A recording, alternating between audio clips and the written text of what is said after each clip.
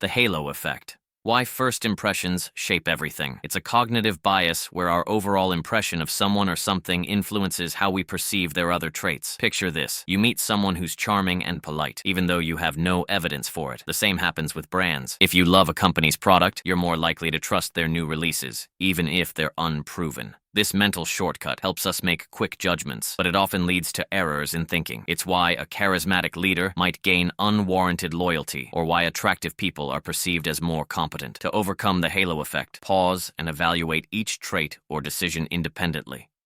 First impressions matter, but they shouldn't define the whole picture.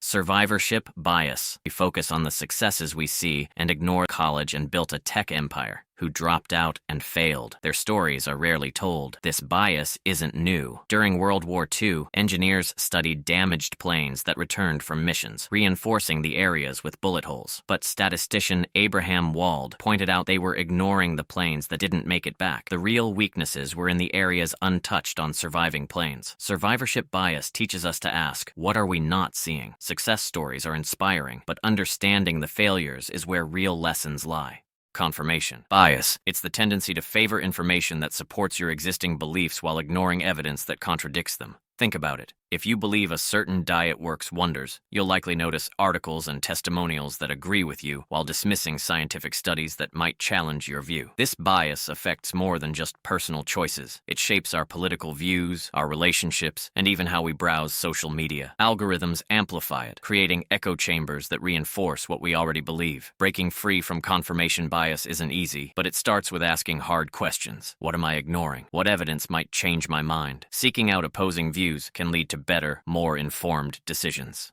The halo effect. Why first